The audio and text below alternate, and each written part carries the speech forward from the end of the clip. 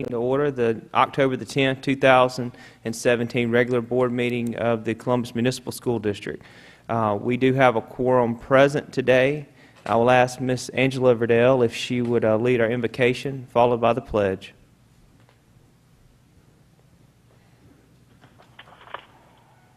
Good morning. May we bow, please. Dear Heavenly Father, we come to you today saying thank you, Lord, for allowing us to see a brand new day. Lord, we thank you for the work that you have placed before us in the capacity of being members of this school board. Lord, we just pray for this school district and everybody that's impacted by it. Lord, we ask right now that you would intervene and provide us with the guidance and the wisdom and the knowledge to go forth and do those things that are pleasing in your sight and that will benefit this district. In your Son, Jesus' name, I do pray. Amen. Amen. Please rise with me. Attention, salute, pledge. I pledge allegiance to the flag of the United States of America and to the republic for which it stands, one nation, under God, indivisible, with liberty and justice for all.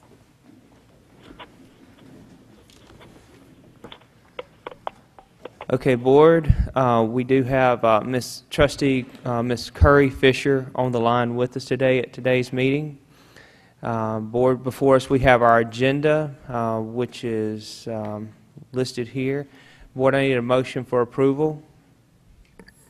So moved. Has been motioned by Dr. Shoemake. Do I have a second? Second. Has been seconded by Mr. Sparks. Any discussion? Being no discussion, all in favor, please signify with a yay vote. Yay. Yay. Yay. Yay. Yay. Any opposition? It is unanimous.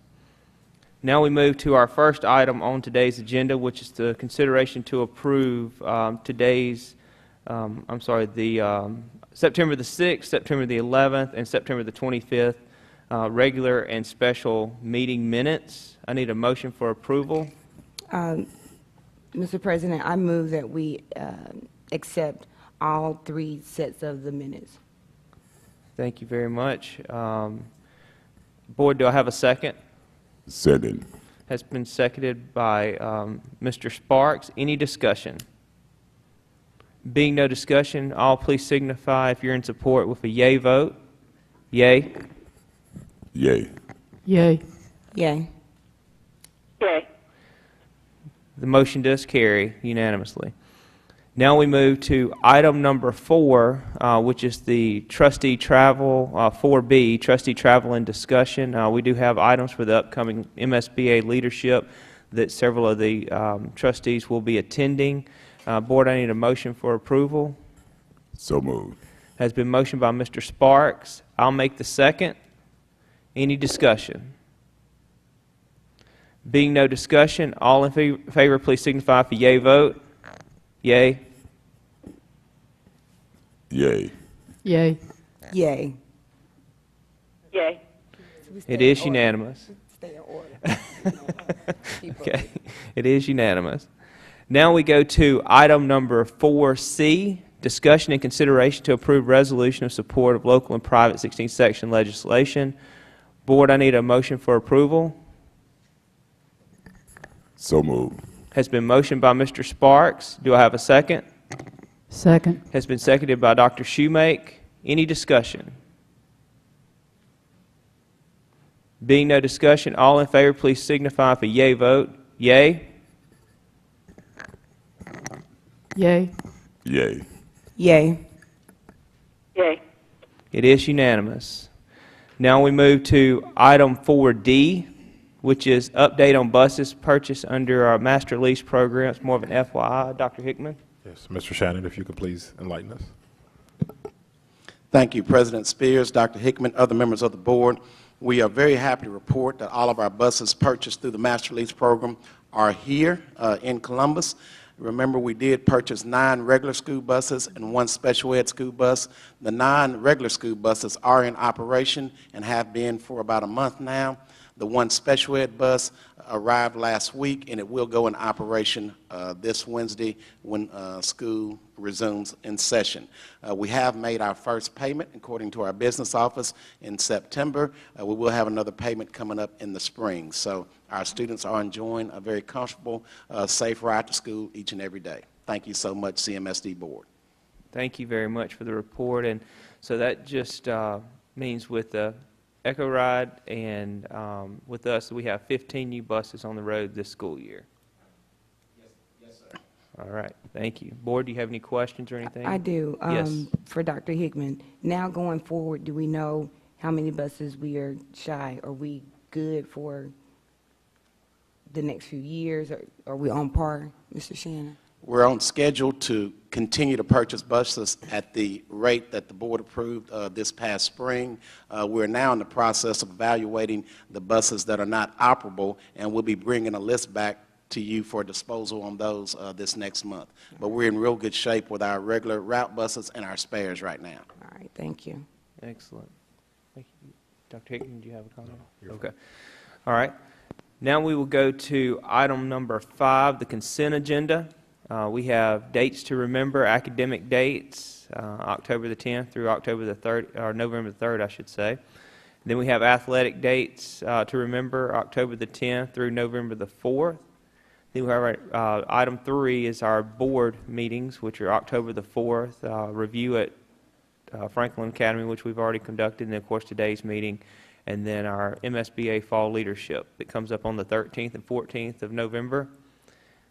Donation from Modern Woodmen of the World to Cook Elementary. A donation from Donors Choose to Sell Elementary.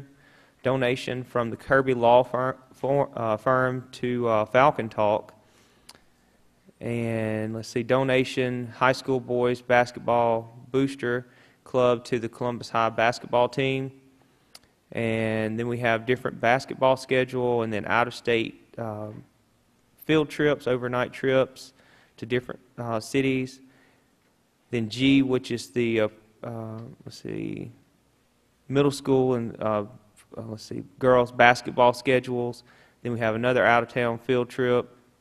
And then we have soccer schedule, fast pitch schedule, the revised cross-country schedule, and then consideration to waive the rental fee for the Columbus High School football Falcon Pee Wee football team during the playoff games. So, Board, for the consent agenda items, I need a motion for approval. So moved. That's been motioned by Ms. Friedel. Do I have a second? Second. Has been seconded by Dr. Shoemake. Any discussion?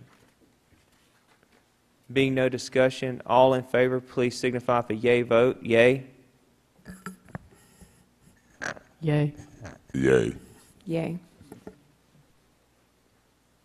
Ms. Fisher, how do you vote? Okay. Yay. All right, that is 5 yeas, that is unanimous, so the consent agenda items do pass. Now we move to item number 6, which is open forum. We do have one individual who has signed up for open forum today, Miss Lenora Whitley. Did I say it correct? Whiteley?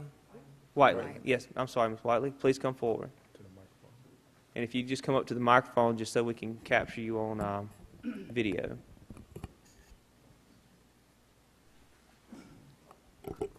Welcome.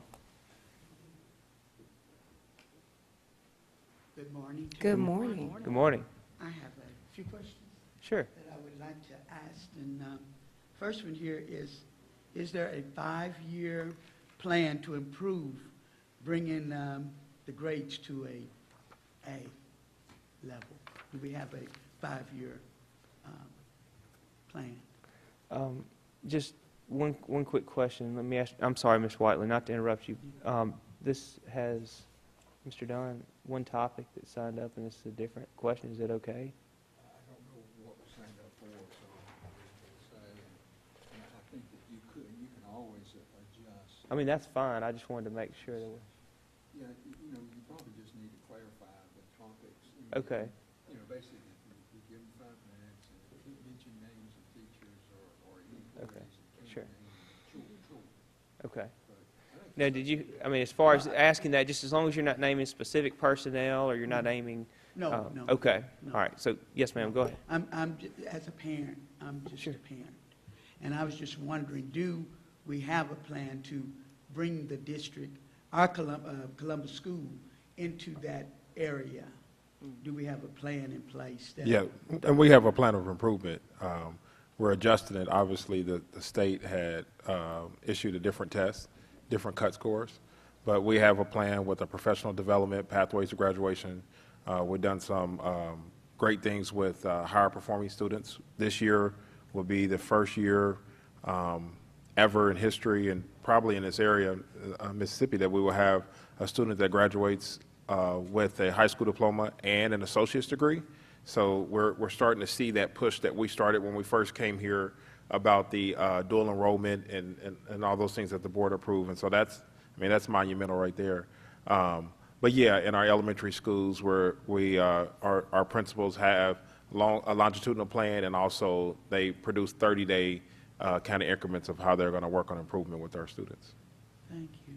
And one other thing, Ms. Whiteley, and from the board's perspective, I know we have had retreats, and we're working actively on revising our goals and strengthening policies and other things that will kind of steer us and allow us to pivot as a district to be able to keep us in sync with not only what's being pushed down to Dr. Hickman and, of course, from the state, but also the responsibilities of the board to be able to, embrace success as how we can, further that effort. Okay, even with that being said, do we have the commitment from teachers from that level also, from the, I know from the superintendent of the board, but from the principal Administration. on down to the teachers, which will, enforce this plan to help the students? And we're working with our principals who are responsible for the day-to-day oversight of our teachers to make sure that there's a motivation built in. We're working on all kind of incentive plans, even from the board's perspective, and professional development, to be able to not just hand things to teachers, but to make them feel competent to be able to carry it out for our students. It's a difficult time. I mean, this is the first time that we have such a wide variety of students that we have to educate, and with so many different issues, because we have about 80% free and reduced poverty. And so our students they're not just coming to sit in the chair sometimes. And, and not saying it's a majority of our students, because actually if you go to our classrooms are very calm. Our kids are coming to learn. And so it's a matter of now keeping their interest and giving them technology and those kind of things that will keep them active and motivated and increasing their learning potential. Very good. Okay. Satisfied with that. Okay, now I have a question also about what are we doing to promote teachers? Are we salary-wise or educational-wise, or, are we doing more to help our teachers get into this plan and be committed? Right. And like we said with the professional development, as far as the salaries, and we talked back and forth in years past, and looking at things in our budget that we can do to give certain incentives to the teachers. Right now, because of our tight budget, and we want to make sure that we're good stewards of the money that we receive from the city, we don't have that room to continue to raise salaries to be competitive. But that's definitely in a long-term plan to look at, once we start really having a lot more development and those kind of things, and we increase our tax base, that can happen. I'm sorry, Ms. Shannon. And Dr. Hickman, one thing that goes along with that is with the state allocation, our teachers did receive over the last 5 years a substantial raise. And with our federal funds, we do allow our teachers extra opportunities to earn money that the board approves each time for tutoring and for stipends to attend professional development. Right. So they do have a chance to enjoy that. And it's also, the main thing is helping our students to achieve at a higher level, which you alluded to earlier. Mm-hmm. But I think one of the things that the research is clear about is that I know this sounds funny, but it's not really the pay, it's the culture, the environment that's created that causes people to stay. I mean, and it's evident if you look at some of our teaching assistants, they're actually unfortunately, some of the lowest paid folks within our district, but we have some teacher assistants who have been here for eons, you know. And so the same culture that I mean, obviously we still want to improve that culture, but the culture with our teachers, we want to improve a culture that they feel supported, that they can take risks, that they, you know, enjoy their work environment, that they want to wake up and come day to day because they know that administration supports them and that they're able to be innovative within the classroom. So we're working on that, but that happens from the principal at the building level. And so we're at the central office and the board are trying to give our principals whatever resources that they feel necessary to help support their building. One last question I want to ask is about the revenue of 16th section. What are we doing to get that revenue in? Sure. Well, as it stands right now, we are pretty captive when it comes to 16th section. Most of the leases that were created back in 1821 and renewed in 1920 and are set to renew again in 2019 are pretty set based off of those 1920 prices. So I think the school district receives somewhere just off of the leases, it's a little over 1,600 leases, a little over $4,000 a year, which is very, very, very small. Yeah. And so, of course, you know, we are always exploring opportunities and options as to how we can do, for example, and correct me if I'm wrong, Mr. Dunn, but we lease Union Academy, that is a 16th section property, and through that lease, we generate, I think the lease is about $18,000 a year, which is almost 4 times what we receive off of every other lease in the entire area. So we are actively just kind of seeing what is available to us and working to that effort to try to generate more dollars for the children of the school district. And that's exactly what 16th section was set up by Thomas Jefferson in 1785 to do, is to fund the local schools. So. Yeah, I had read an article where in the state of Mississippi we have lost about 25% of that revenue because of, I don't know the reasons behind it, but I was wondering, did that basically affect us here in the city of Columbus? Sure.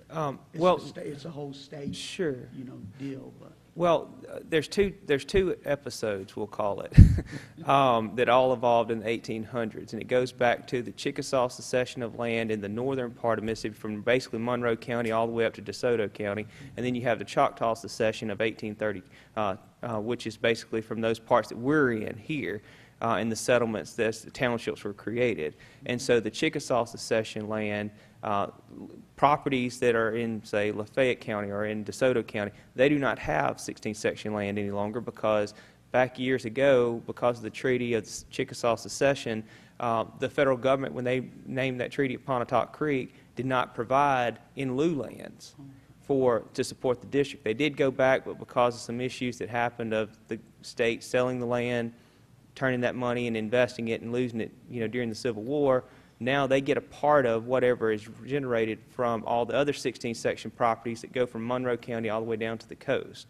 And in doing that, you know, they get a portion of it, but it doesn't impact our local. If anything, if you see in Jefferson Davis County, or if you see in Wayne County where they're getting mineral rights because they're pulling natural gas or something out of the ground, that has no impact here locally for us in our schools. It only helps the school districts in that particular area. So that's why it's kind of we're on our own to figure out how to make the best and do the best we can in raising revenue from those 16th section property. Thank you. Thank you. Ms. Whiteley, I just wanted to say thank you for coming before the board. I've known you as a band booster, as a basketball booster, as just an all-around booster. But it is really good to have you come this morning with these issues. So thank you for doing that. Absolutely. And I hope that there are others in our community who start to do the same. Thank you. Thank you so much.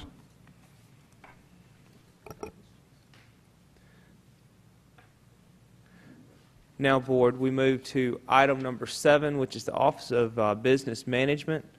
Board, we have A1, A, B, and C, which are statement of our fund balances, 2, monthly revenue budget report, 3, monthly expenditure budget report, 4, certification and summary of reconciled bank statements. Board, I need a motion for approval of the financials. So moved. Has been motioned by Ms. Friedel. I'll make the second. Any discussion? Being no discussion, all in favor of approval of the financials, please signify by a yea vote. Yea?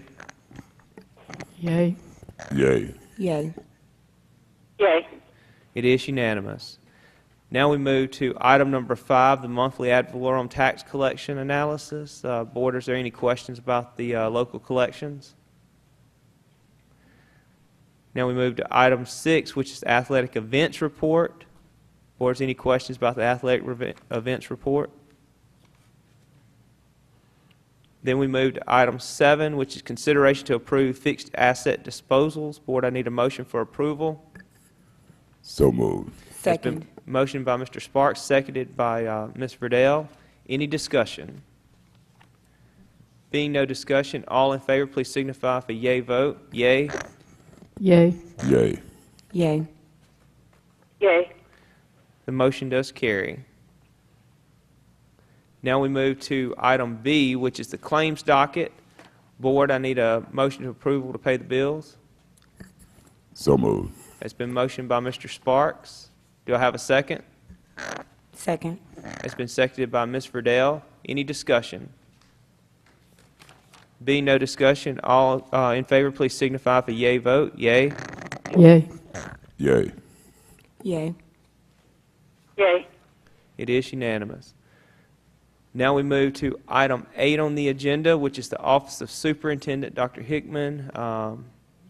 There's no, Dr. Hickman, that's right. There's no travel at this time under item A1, A and B. And then we move to item 2, which is consideration to approve the district test security plan. Board, I need a motion for approval. So moved. It's been motioned by Ms. Verdell. Second. Second, discussion. And Dr. Hickman, if you want to just give the board just kind of an overview as to what the plan is about. Okay. If I can bring Deb Murray up, please. Thank you. Our district test coordinator. Welcome, Ms. Moore. Good morning.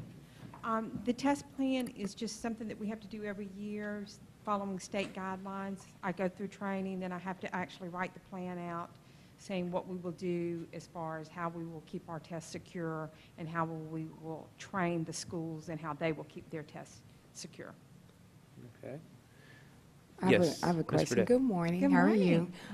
I know last year with some of the testing, we had an issue, and it may not have been for the state test. It may have been for some of our national tests.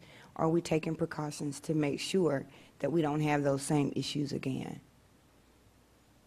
It was specifically with the ACT. ACT. Yes, we feel like we're going to go back to the paper and pencil. Okay. Because the issue was with the online, there was some issues with it, you know, not, the computers not, it had nothing to do with our computers, but it not loading, then we had to wait, and then we had to go back, and so it was more of an online thing from ACT. And they've actually, in the state, last year, they were trying to get all the schools to pretty much do the online. That's what they were pushing for. They have backed off of that from the state now because of those issues, and it was a statewide. Got it. And Ms. Riddell, she wasn't privy to some of the other issues that you're talking about. But we are ready to go. Yes, ma'am. Set. And like she said, the paper and pencil should be a better avenue, even, I mean, from an anecdotal standpoint, even talking to my son, I know I talked to your son as well, that they felt that they've been practicing on paper and pencil, and it was kind of lost in translation when they went towards the computer online assessment. They felt they could have done better from a paper and pencil standpoint. Okay. Well, thank you. Thank you, Ms. Murray, for that. Thank you. Board, is there any other questions for Ms. Murray? All right. We have a motion and a second on the floor to approve the plan. All in favor, please signify by yea vote. Yea? Yay. Yay. Yay. Yay. It is unanimous. Now we go to item B, 8B, which is superintendent recommendations. Board, we have... No, I'm sorry. I'm sorry. Three. Number 3, 3. remember we... Oh, had- yes. I'm sorry. CMSD exit interviews, surveys. Okay. Yes, And Dr. Hickman. Mr. Sparks had asked for this, and apologize for the late note. We did have it. We had it a long time ago, but I didn't know if my personnel was going to be here to be able to present it, but they are. So if that's okay, if we can present it. So, Mr. Hunley, if you can present the results of the exit survey, kind of give a summary of some of those things. Yes, sir. Yes, sir. Dr. Hickman, Mr. President, members of the board, Thanks for the opportunity to share this information with you. This information we'll be providing is coming from the instrument you all approved back in the spring semester. We administered it online to a number of employees that left our district. And just to give you some highlights, we collected about 45 responses from approximately 80 or so individuals that received the information, or well, they requested to complete the information. All right, so here's just some highlights, and before going into explaining these highlights, I will state that when offering the instrument, we did give some assurance of anonymity to the participants, so I won't share names and things like that as we go through the data. Right. All right, so our first question we asked about how long did the person serve in the district, and on the top 3 responses, we had 47% that served from 1 to 3 years. We had 13% that served between 5 and 10 years, and we had 11% that served between 15 and 20 years. Looking at related experience, those numbers really mirrored the number of years served in their positions. We had, of note, 32% that served more than 20 years as far as related experience. We had 16% that have 10 to 15 years, and also 5 to 10 years of experience. Going to why did the individual leave the district? And so we offered a number of reasons that they could select from, but also we had open-ended reasons too. And so some of the 32% indicated other, and then some of those other reasons they included would be saying that there was lack of support for teachers, discipline was out of control, and they said they had time to work day. So just very concerns like that were expressed by these individuals. And these are, again, all individual opinions. 24% indicated they left for personal reasons, 29% left because they were relocating. 18% left because of retirement or family needs. So that's just kind of getting the highlights for those as to why they left. We asked the individuals had they accepted other employment. At the time when they completed the survey, 42% said they had, 58% said they have not. We asked, was there anything that could be done to encourage them to remain with the district? 45% of the individuals responded saying yes, 55% said no. As far as the opening as to what could have been done, some of them stated that they had opportunities for promotion. Some indicated that if we had more enforcement of discipline in the schools. Some stated that they wished that we allow teachers to make decisions on how to teach their classes. And also some indicated they wish they had a more positive work environment. So these, again, just some samples of the responses. We asked the participants what did they like most about their employment with the district. They indicated working with students. They indicated relationships and camaraderie in their buildings with their colleagues. They indicated Dr. Hickman's expectations and also impacting Dr. Hickman's expectations. These are their statements. I'm just giving some samples. And then they also indicated impacting the lives of their students that they work with. Yeah. I'm sorry. We then asked the participants what do they like least about their positions. And then they indicated a variety of answers here, building issues, and I'm just kind of categorizing this in general, like they referred to their principles related to discipline in the buildings, just topics like that. They mentioned non-negotiables in the classroom, meetings during the day. They indicated their supervisor, direct instruction for reading and language. They indicated concerns with that, and having stations in the classroom. So these are just some of the concerns that the individuals indicated that they liked the least. We asked the individuals did they believe they were treated fairly during their time as an employee with our district. 76% said they did, 24% said they did not. We asked if they believed they had opportunity for growth while they were employed with the district. 55% said yes, 45% said no. We asked if they believed they had an effective supervisor. 66% said yes, 34% said no. We asked did they believe that the expectations of them as an employee of the district were realistic and attainable. 76% said yes, 24% said no. And then we asked, go back to my question here. We asked, would you recommend the district to others as a place to work? 59% said yes, and 41% said no. And so that's just, again, a summary of just some of the answers that were provided by our participants who responded to our survey. Very good. Thank you very much, Mr. Hunley. And one question I have, you said right at the very beginning, requested. Is it something that the resigning or leaving individual has to request to do, or did I misunderstand? Oh, no, sir. What we do, if one of the individual resigns from the district, we will send to them electronically an invitation to complete the survey. So it's not something they request, it's something we ask. Okay. All right, excellent. And they're not required to No, do it's it. totally voluntary. So this is really good feedback from people who want to share with us. I would ask Dr. Hickman if we could get just a summary of the findings so that we could have that and be Yeah, able if to you can, review. type up some of those summaries that you just listed. Yes, sir. Thank you. I think some of the important things are, or at least one of the main important things is it's a national trend that beginning teachers leave between their first and 3 years, and we're not doing well with that category of teachers because that was the ones who filled out the survey, that was the majority of them were our new teachers. The other thing I think that, we talked about as a group with our new teachers is to, and right now we're doing that, we're working with the universities. The W especially is that they're trying to figure out how can, instead of the teacher spending more time in teacher training in the classroom, in their classroom, in the collegiate level, that they're able to do a lot more field experience. Because some of the things that we talked about, and myself and Dr. Borsi kind of laughed, not in a condescending way, but when you look at some of the things that teachers listed about discipline is the issue, it's really a kind of a poverty culture, of understanding that poverty culture, that they're a little bit louder, that, that they move around a little bit more and those kind of things. And so how could we get teachers used to, that, and then seeing how to help support students, the population of students that we have. So the other thing that is hard that we talked about, and I'm actually on the committee to work on that on the state level, is to produce teacher leaders, because they talked about promotion. This young group of teachers like to be able to know that there's some room for advancement and those kind of things. And so we're working on trying to figure out a system, even within our district, to develop more teacher leaders, to allow people to have more responsibility and to be a part of the decision making. One of the things that Mr. Shannon and Ms. Lenore really work with our principals about is having a leadership team and having that leadership team within the building, but not just on paper, but that they're involved in making decisions, that they're helping shaping the culture, that they're helping with some of the discipline issues and the academic issues, as this young lady asked about earlier. Yeah, I was just going to Yes, say, Ms. I think it is important that teachers know that there is a way for them to progress and to get ahead. We live in a culture now where everybody wants to get ahead, and I think teachers should be afforded that opportunity too.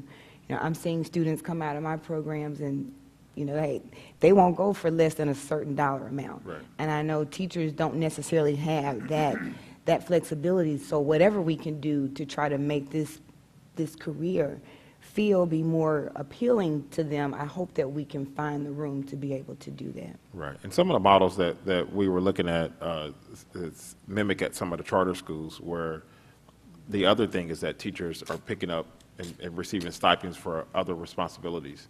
And so, holding clubs, I know we talked to some of the teachers, and receiving, a certain amount for those clubs that they're doing, that additional kind of responsibility that teachers have, not only to have more responsibility, but also the financial incentive behind it, since we don't have a lot of wiggle room between enforcing those large salaries and those kind of things. Right.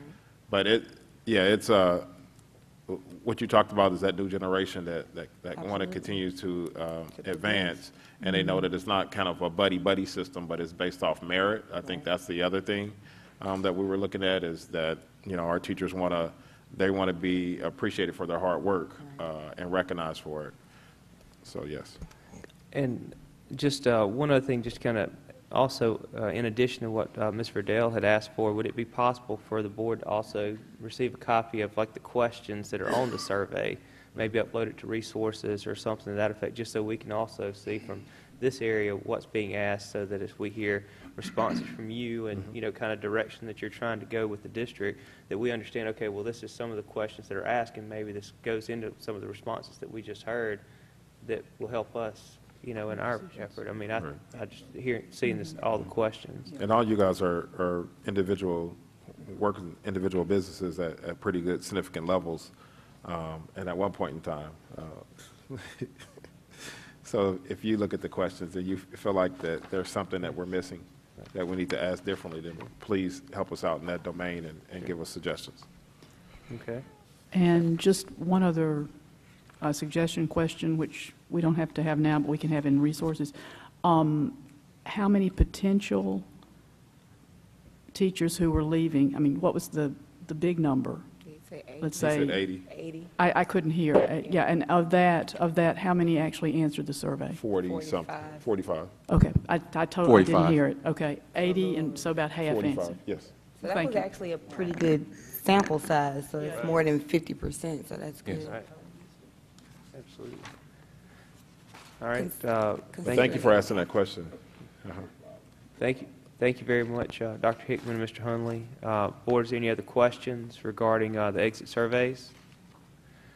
All right. Now we'll move to 8B, which is superintendent recommendations. We have consideration to approve the revised 2017-18 salary schedule for nurses. If I remember from our discussion, this is to increase the amount, keeping it 15 years as far as years of how long you've been working experience, but to increase the amount that they're paid. Is that correct? Yes, sir. Okay. So, Board, I need a motion for approval. So moved. Has been motioned by Mr. Sparks. I'll make the second. Any discussion? Being no discussion, all in favor, please signify with a yea vote. Yea? Yay. Yay. Yay. Yay. It is unanimous. Now we go to item B2, which is consideration to approve staff personnel items.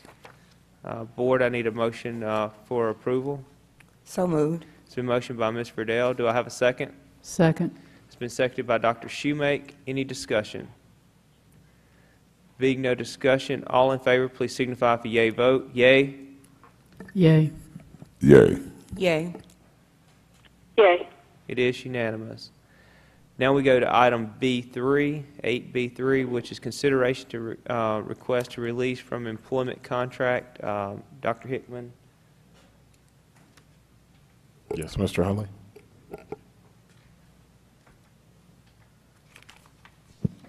All right, Mr. President, Dr. Hickman, members of the board, before you have an individual who has resigned from our district who was under contract for the school year. And she, based on the information that is presented there, did not offer a reason, if you will, for requesting the release. But again, because she's under contract, an action would have to be made as far as her continuing employment with the district. All right, thank you, Mr. Hunley. Dr. Hickman, what is your recommendation? My recommendation is for the high school. My recommendation would be if we release her from her contract, did she already abandon it? Yeah, she already abandoned her contract. That we will have to go after her certification. Okay, so Mr. Dunn, just to clarify, since this is not on staff personnel, it's job abandonment. This is a letter that is asking for release. Do we need to amend and take this off until it is brought back to his job abandonment, or is Dr. Hickman making the recommendation that we not? You can do Release. this right now at this place as long as you have a motion, Okay.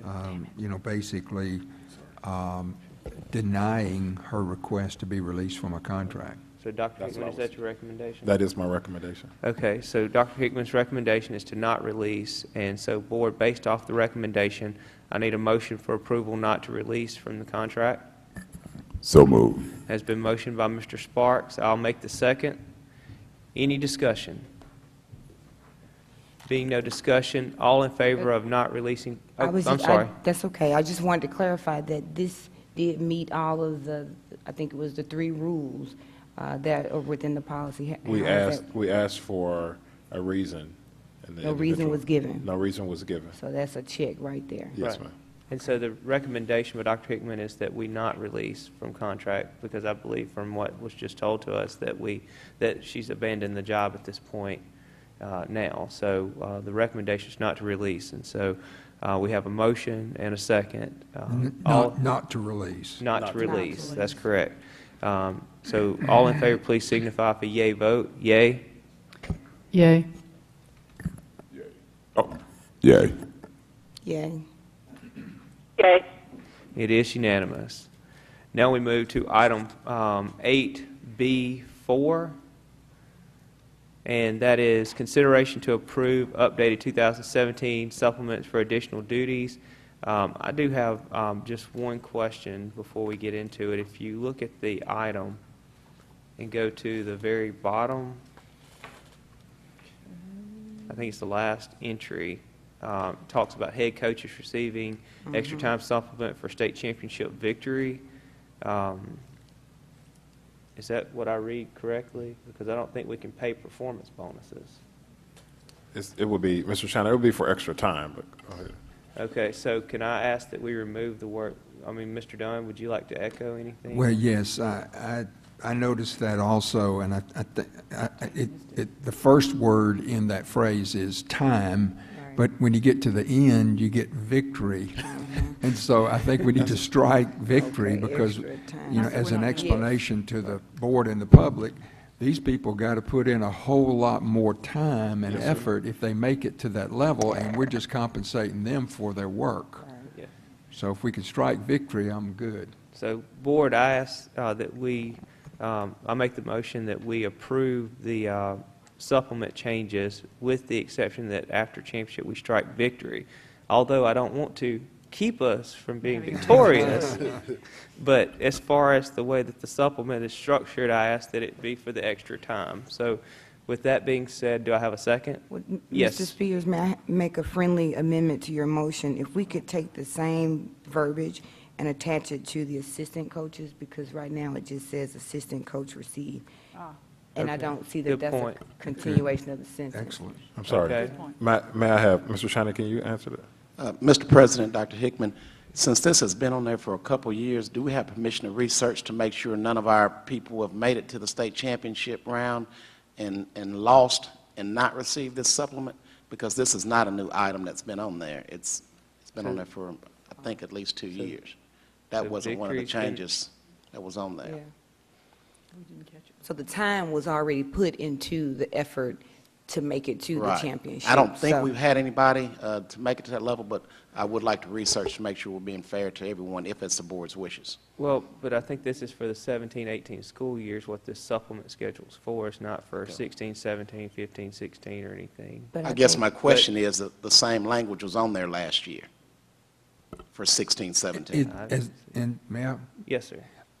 As long as, the reason I think that, it just, as long as we're not paying for the victory, we're okay. Right. It really doesn't matter. I just want to make sure that the public and the trustees knew, and they knew, I think, that we're not paying. If you win, you get paid. You don't win. So I think you're okay in the past as long as what we're doing is paying for time. So I think to answer your question is that if we had an individual or coach or a team of coaches that were responsible for getting us into the playoffs and to the state championship or something, that whether they won or did not, as long as it was approved for the time and not the victory, Right. then that is, if I'm understanding correctly, then they're still entitled to that Yes. supplement, in addition to the supplement they receive for coaching the team or being part during the season. Yes. Is that That's correct? exactly right. Okay. May I make sure I understand, because we have to take the minutes? Yeah. Three of us here, make sure it's right. We had a motion, and then before the second came, Ms. Verdell asked that an amendment to the motion be made so that it applies to both the coaches and the head coaches and assistant coaches in one package. So is that your motion, Mr. Spears? Yes, that's what I amend my motion to reflect. Okay, so it's, Take out victory and then add the same extra time supplement for a state championship. For assistant coaches, that same language. so, And so, do I have and I don't think I had a second, so do I have a second? Second. Has been seconded by Ms. Verdell. Any discussion about the supplements? Being no discussion, all in favor, please signify with a yea vote. Yea. yay? Yay. Yay. Yay.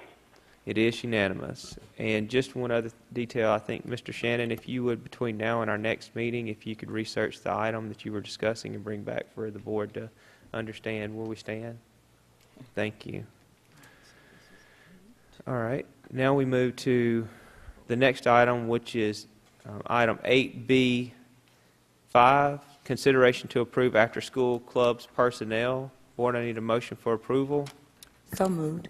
It's been motioned by Ms. Verdell. Do I have a second? Second. It's been seconded by Mr. Sparks. Any discussion?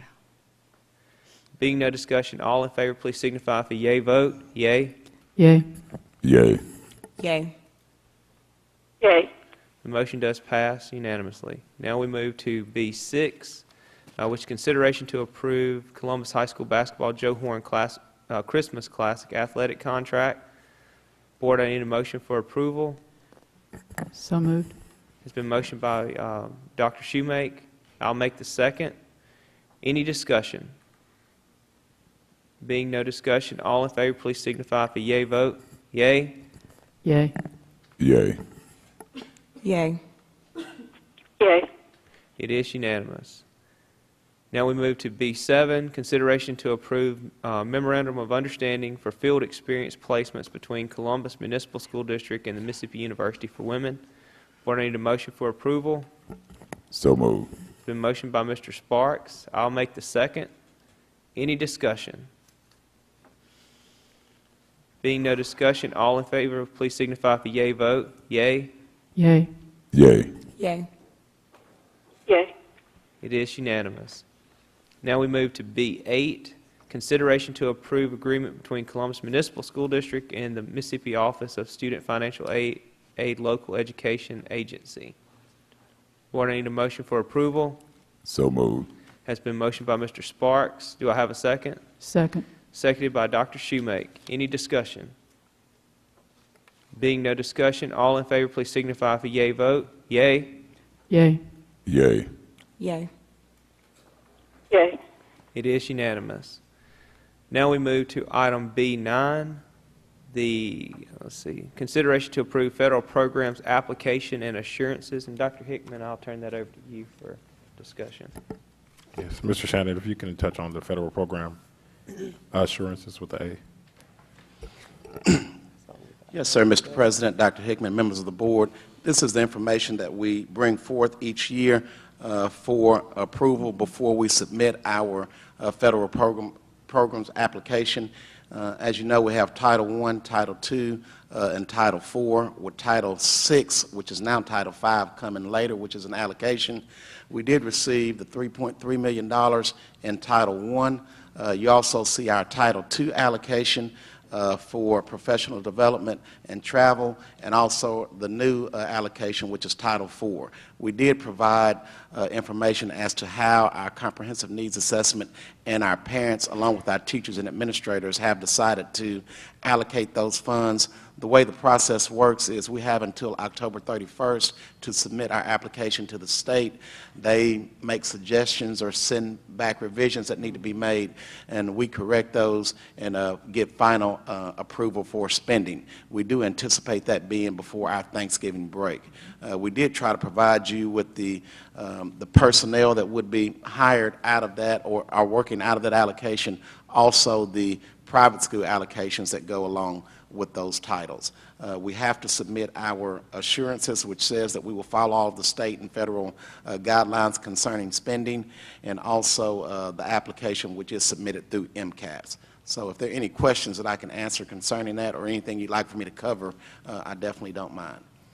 Board, is there any questions regarding our federal application? I just have one question, Mr. Yes, Mr. Shannon. Dale. So I think I heard you say that the application that we intend to send to the federal agency, that the state will review it prior to it going, and they will, that's the checks and balance, and make sure that it's okay to move forward. Yes, ma'am. Okay. You are correct. All right, thank you. Dr. Hickman. Just MDE kind of mimics the structure of a school district. So they have a department, just like we have a federal programs, they have a department of federal programs. They have a department for special education. They have all those kind of things. So we know when it's submitted that it has received another set of eyes other than within the district before it moves forward. Yes. Okay. Actually, we have a local contact at the state level Yes. that reviews it. She sends it to the state federal programs director, and also it is approved at a level past that before we actually have spending authority. All right, thank you. Okay. Board, is there any other questions about the federal programs application? Being none, I need a motion for approval. So moved. It's been motioned by Ms. Friedel. Do I have a second? Second. It's been seconded by Dr. Shoemake. Any discussion? Being no discussion, all in favor, please signify with a yea vote. Yea. Yay. Yay. Yay. Yay. It is approved unanimously. Now we go to B10, which is consideration to approve vaccine administration program agreement between Columbus Municipal School District and Rite Aid Headquarters Corporation. And Dr. Hickman, would you like to share anything on this? Mr. Shannon, if you want to touch on the vaccine. Yes, sir. This is the program that we use to allow our teachers to have access to the yearly flu shots. We did have another vendor that has retired, so Rite Aid did step up and are willing to provide those services on a voluntary basis for our teachers so that they can, and they actually come into the schools and help us out so teachers, they're more accessible for our teachers to get those. But again, it is strictly voluntary. Okay. Excellent. Board, do you have any other questions about this item? Yeah, just a quick one. In the past, how many, do you have an idea of what percentage of the faculty or the teachers took advantage of this? I do not, but I can get you that information. No problem. And the The only more the question, better. And the other question is, how is it promoted? Is it just a internal email that's sent to all the teachers to notify them that this will be the day that they can do? And if I assume they go site to site, so if someone for some reason can't be at the high school and they work at the high school, they're allowed to maybe go to the middle school if they're there that day if they missed that. You're exactly correct. We Okay. do send an internal email through our nurses, and it goes out to all of our employees. And if you cannot make your site, that you can go to an alternate site. So we're on the same page. Yes, And sir. we let the principals kind of structure, how what teacher's going to be off at what time to be able to get it, and how that looks within their building. They collaborate with the nurse. Okay. Excellent. All right, Board, if there's no other questions, I need a motion for approval. So moved. Has been motioned by Mr. Sparks. I'll make the second. Any discussion? Being no discussion, all in favor, please signify with a yea vote. Yea. Yay. Yay. Yay. Yay. It is unanimous. Now we go to item 8C, which is the goals update, student attendance. Dr. Hickman? Mr. Shannon, if you want to go over those reports until we get to the quarterly student achievement.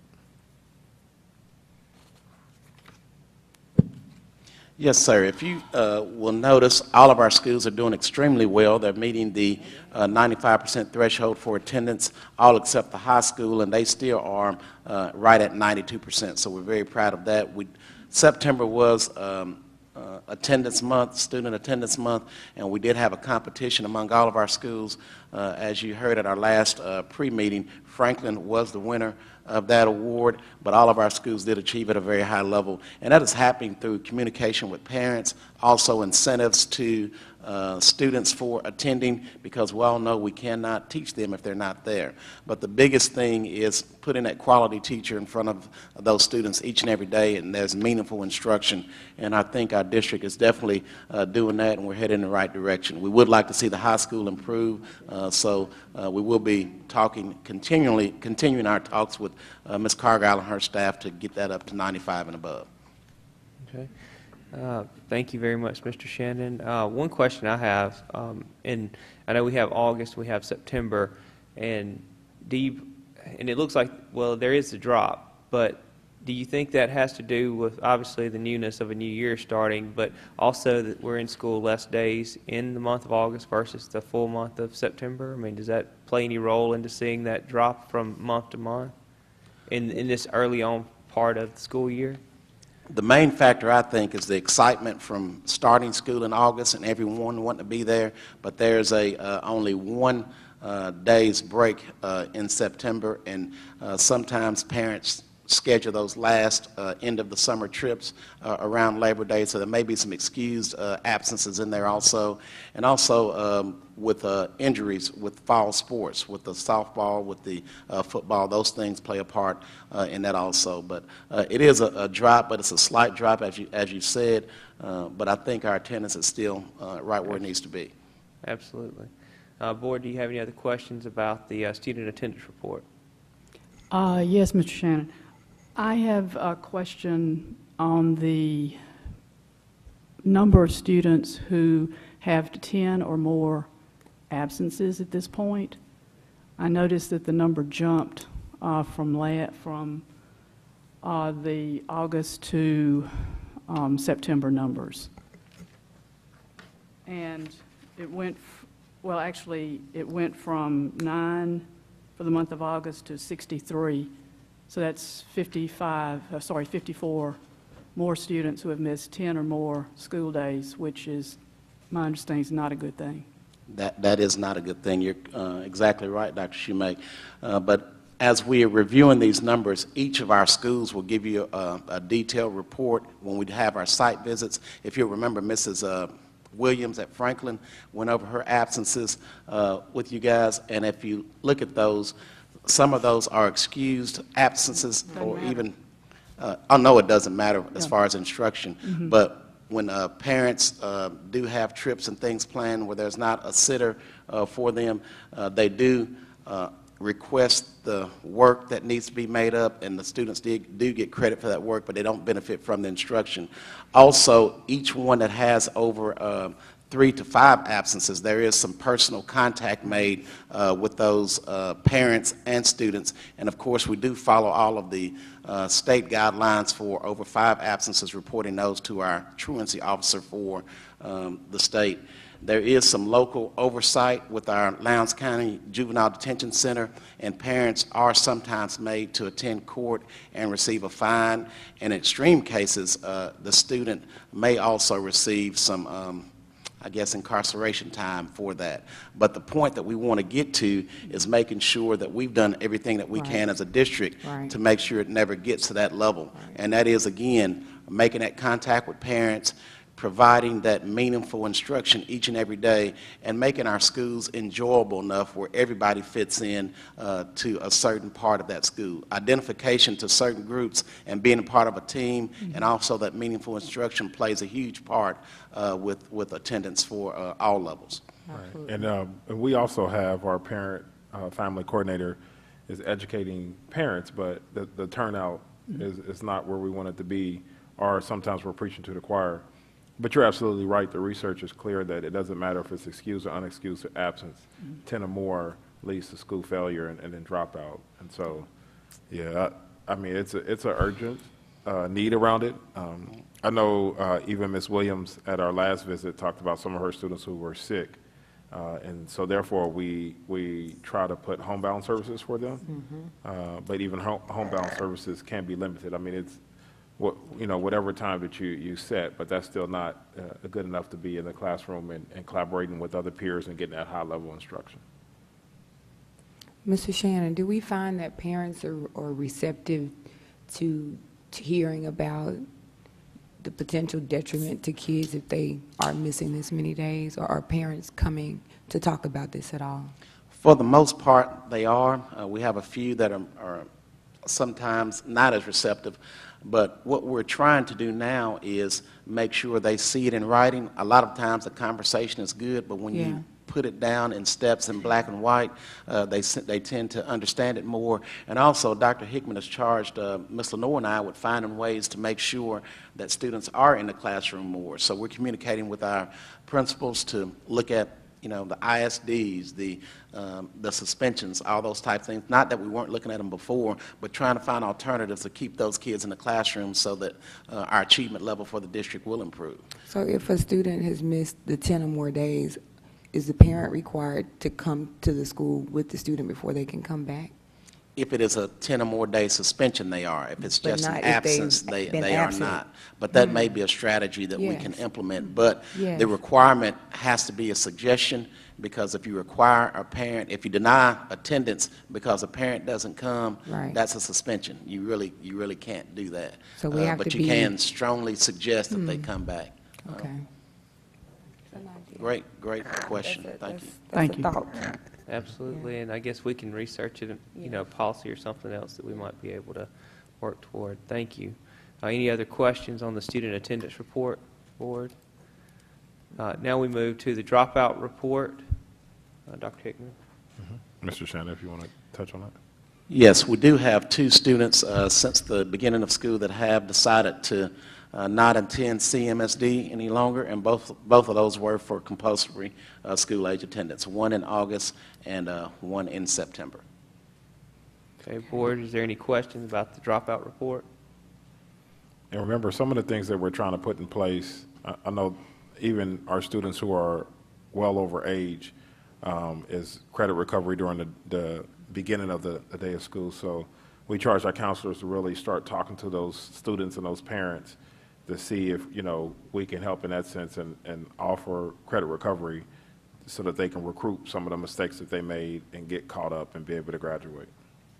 So we do have a handful of students that fall into that category that were teetering and are very grateful, that we had that credit recovery. So thank you, guys.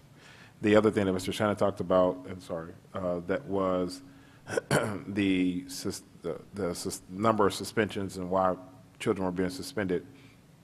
And a lot of times, if you look at our policy, it jumps from whatever happens in the classroom to in-school suspension to out-of-school suspension. We went away from those everyday issues or problems that sometimes you just want to get under control and kind of wake them up, but you don't want to suspend them. So that's why you see we had kind of institute the after-school detention. But the other thing is we were asking the board to help support stipends for Saturday detentions, so that, now we have students who will report to Saturday detention for a number of times, and which hurts in a sense, because that's their time, as opposed to one is if we continue to suspend kids for things like tardies and those kind of things, the whole point is we want them in the classroom, and if they're late 5 minutes here, and then we put them in school for a whole day, that doesn't make sense. And so we were just trying to find better strategies, especially with the high school. And we get it that we want to institute that kids are on time. We want that. We want our kids to be on time, meet deadlines and those kind of things. And there's consequences for their behavior, but we don't want it to interfere with their instruction at the same time. So thank you guys for supporting the Saturday detention stipends. Thank you very much, Dr. Hickman. Boards, any other questions about the dropout report? Now we'll move to item 3, which is the school safety report. A is school discipline. Mr. Shannon? Yes, go ahead, Dr. Hickman. Sorry. Mr. Shannon, if you want to address that. Yes, sir, Mr. President, Dr. Hickman, you see the breakdown for each school, but for the district, we do have that highlighted on the screen. We are up just a little bit as for the number of incidents for this year as related to this time last year. But what we looked at is the number of tardies, which Dr. Hickman just talked about, at our school sites. If you take those out, we're actually down 59 incidents for the year. Still way too many as far as it relates to what our desired outcomes, but if we consistently continue to address those issues, we do feel like they will go down because of the fairness and consistency of the consequences and the counseling and the parental contact that goes into making sure appropriate behavior is emphasized as much as the inappropriate. Okay. Board, is there any questions about the student discipline? But he had a good point with the tardies. If you look at it. Absolutely. Absolutely. Yeah, and I see at the high school, the numbers are, 36 and 46, and you have a lot of first-year students at the high school who are trying to figure their way around the high school, and when you look at that at the middle school, the number is really low. So hopefully, in month 3, they figured out how to get to where they need to go at the high school. And the equal consequence, like we just talked about before, where kids were just feeling helpless because they were late. They knew they were just going to end up getting in school, and so they started being satisfied with that, as opposed to if you have 5 tardies, you're 5 minutes late equals 30 minutes or more. Then you have a 30-minute after-school detention. They didn't like that, or it accumulates to a Saturday detention. So we're seeing a change of attitudes with students, as opposed to I need to call my mom because I have an in-school. Then they take their responsibility and they have an after-school. They hate it, but it's a different kind of body language, different kind of conversation to get kids on time. I like But a kudos for the other areas that are suppressed, that they're working on. Not saying that they won't escalate, but our principals are really concentrating it this year. They know that you guys were looking at it last year, so that's good. All right. Are any other questions about the report, Board? All right. Now we'll move to the quarterly student report, student achievement report. Yes, sir. And I want to just point your attention, and I'll give you guys a copy of the slides, and I can also give you a summary, just real quick, and we touched on it, and I just want to make it visual for you guys. Can you upload this to resources? I will, yes, sir. And then also a summary for you guys. I'll upload. Not that you guys can't comprehend it, but I just want to make sure that, you know, we talked about the state accountability, and right now the language around the state is to reset the 2007. One of it is the Mississippi Department of Education is still in search of a baseline kind of starting point for its accountability model that is intended to measure the effectiveness of the school districts. And so before, if you look at the baseline, the 2016 accountability starting points are, some people say cut scores, a baseline, was intended to remain in place for upwards of 10 years, in case you guys didn't know. But however, the lack of improvement in performance in levels 3A and 3B, which is just passed, was observed in an MAAP comparison with the MAAP. And it has prompted the accountability to reset and establish yet another accountability starting point for 2017. So we don't have that consistency and predictability within the starting points. We don't even have the information yet. And so there were some problem areas, and I want to just kind of point out too, was the lack of improvement of performance in level 3A and 3B, which again was the pass level. 4 is proficient and 5 is advanced. And so the other one was, that's probably a big one, which prompts a lot of people to, those who have stronger voices to be upset, was the high-performing students, according to our testing data, had regressed as a function of measurement error, because you're comparing, you know, the cut scores and baselines were different. And so, but the problem is, that's a huge loss in accountability points, because it doubles. Because you actually lose, you get more points when your students are your higher performing students. And if they regress, you're double penalized. And across the state, that happened. But that was just a fact of empirical evidence of a design flaw in the current accountability system. It had nothing to do with the actual performance of our students in the state. And so, as you know, the school districts in Mississippi are still attempting to fully understand the complexities of both the statewide assessment system and the continued changes in the accountability system. And so inferences about those changes and students' ability are based upon relatively new testing system must be taken into context before we, you know, kind of start really judging and pointing fingers. That context, you know, I would say would have kind of 3 assumptions that you have to make. That the content of the standards were finally adopted in 2016, but not yet systematic. And so even though they adopted it, they didn't provide ways that we can have job-embedded training. And so, you know, we have nearly 30,000 teachers within the state that received some sort of training, but it wasn't systematic, it was sporadic. The second one is that the assessment does not integrate a vertical scale into the longitudinal monitoring of students.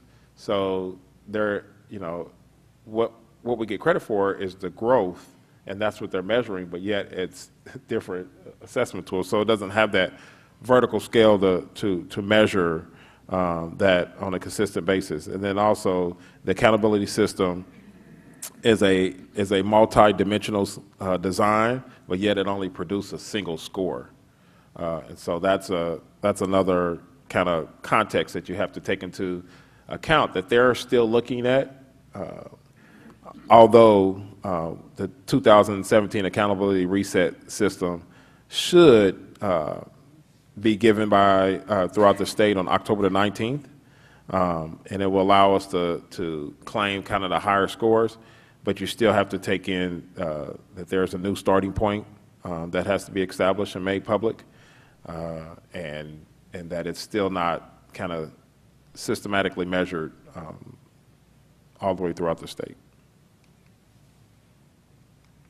So, Board, if you have any questions, and again, I'm going to be able to give you that information, and then I'll give you some of my notes and a good summary that's broken down so you guys can understand all the way through. But that's kind of what we're dealing with. I know you guys asked that question, and I appreciate it.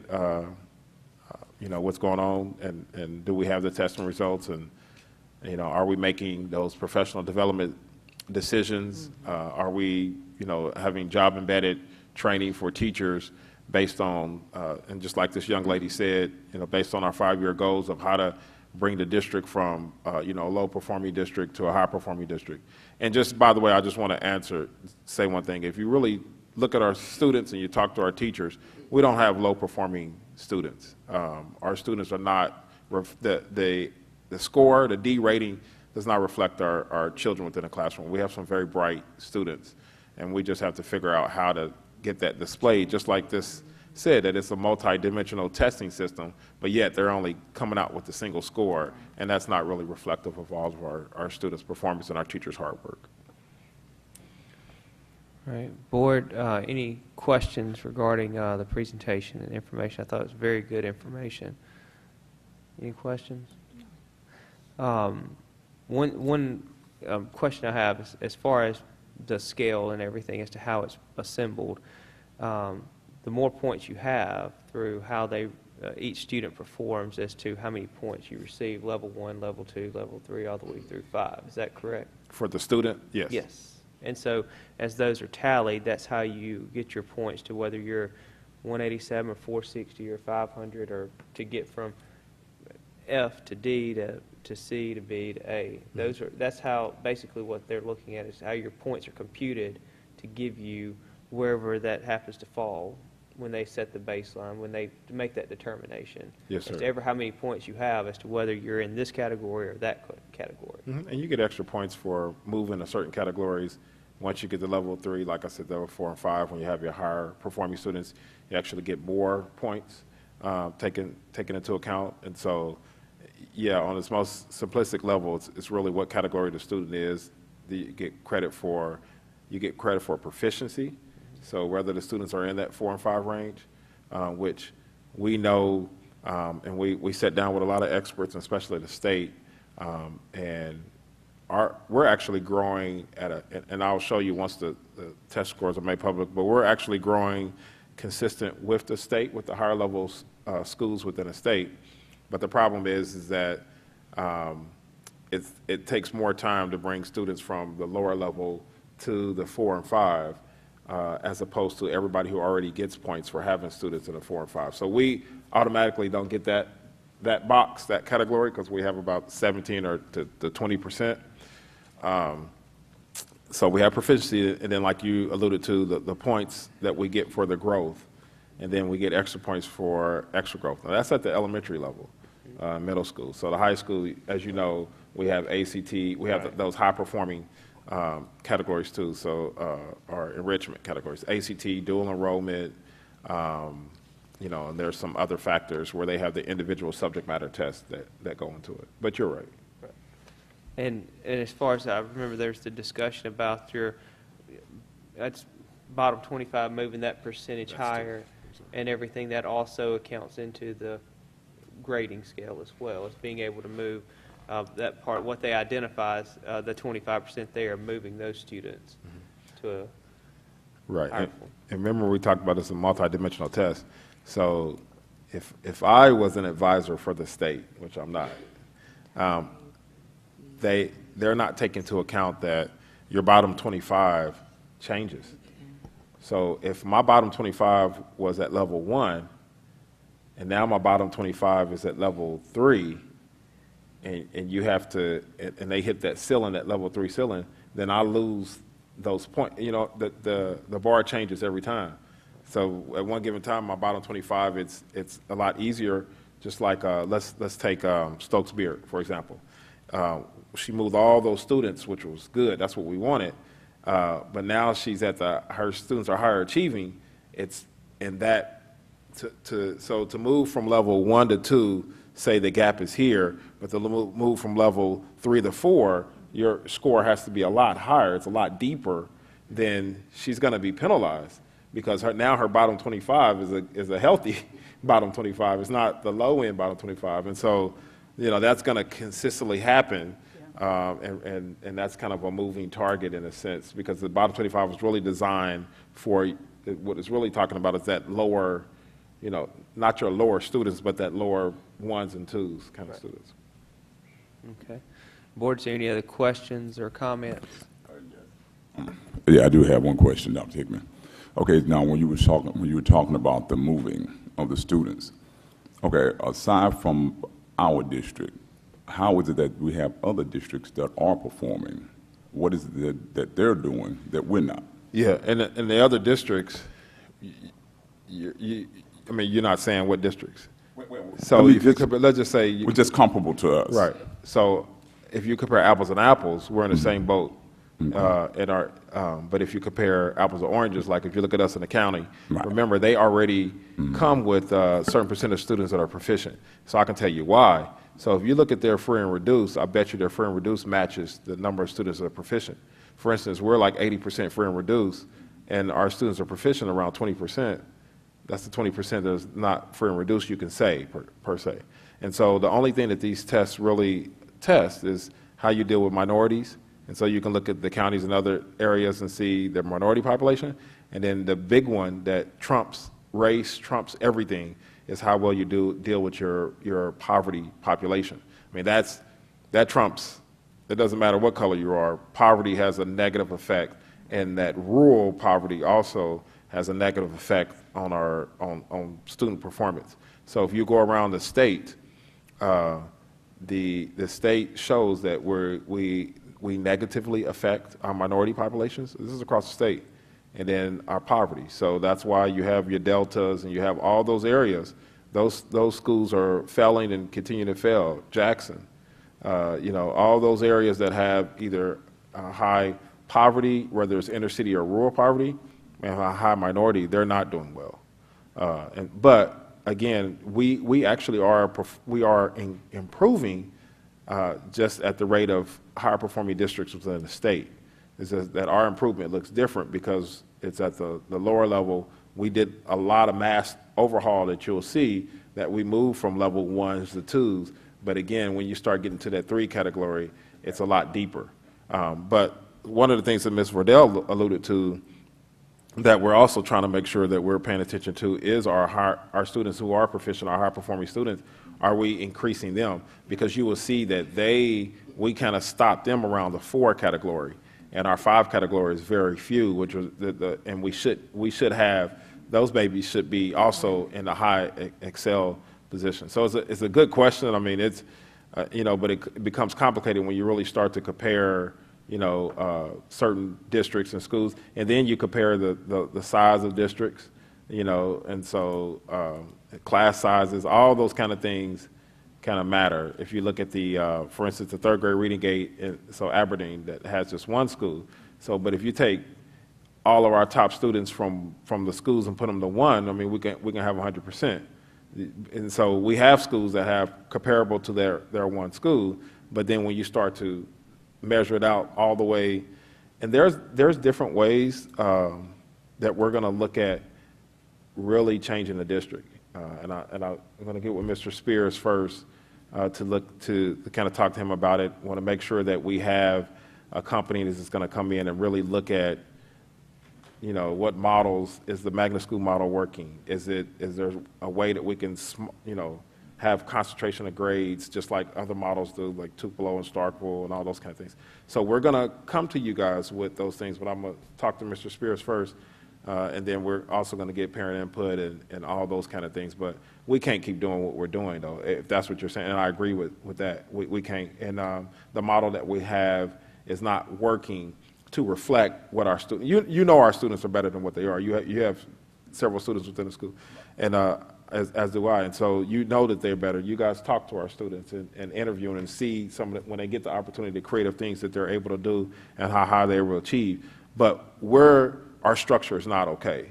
It's not, I mean, it's just not reflecting. So there's better structures that I've been working with our team and our cabinet and our principals about, but I just want to make sure that, we have the go-ahead to look at it, and then we have the community support, because some of it it doesn't affect us financially, but it will affect the structure and just some of the things that people are used to, that we have to say, we can continue this way, like this young lady said, or are we going to make changes that are really going to move our students? And we think we have some answers.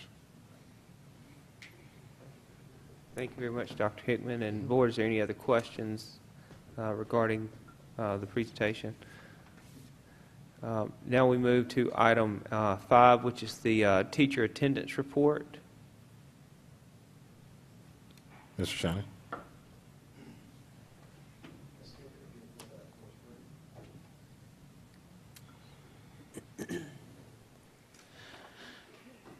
Yes, sir, Mr. President, Dr. Hickman. As you'll see, our teachers are attending at a high level. We have the 95% at all of our schools except for CHS and Cook. And as you go around to the different review sessions, those principals will cover specifically what's going on in their buildings with teacher attendance. But we are very proud that all of our schools are attending, our teachers are attending at above 90%. But 95% for the most part.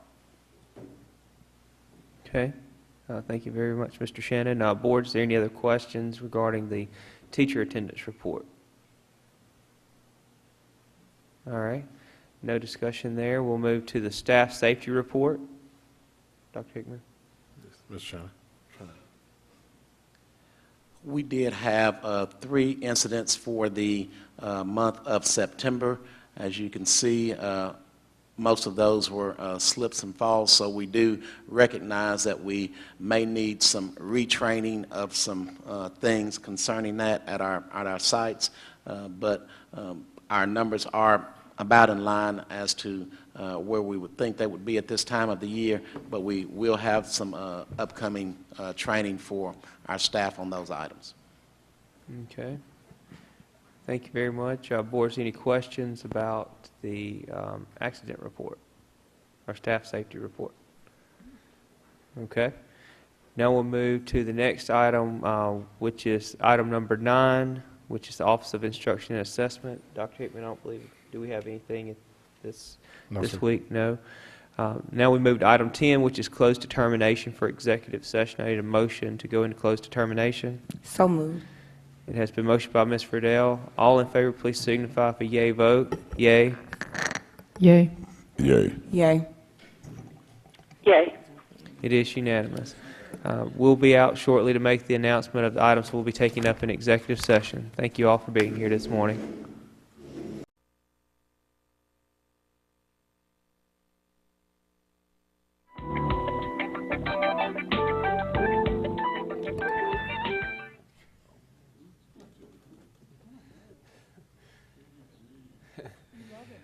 All right, thank you everyone for being back. We are returned to regular session. Just to give a report, we went into executive session with Mr. Sparks making the motion and Ms. Angela Vidal making the second to take up the items that we announced. Then we had a break, and Dr. Shoemake made the motion and Ms. Vidal made the second. Both of those were 5-0 votes. Then we came back out of break and went into executive session with Mr. Sparks making the motion and myself making the second, and that was a 4-0 vote to take up the items that we had discussed and announced.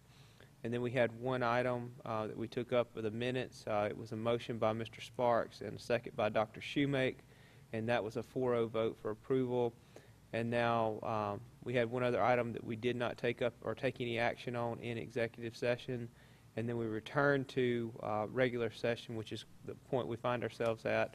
Mr. Sparks made the motion, Dr. Shoemake made the second, and that was a 4-0 vote.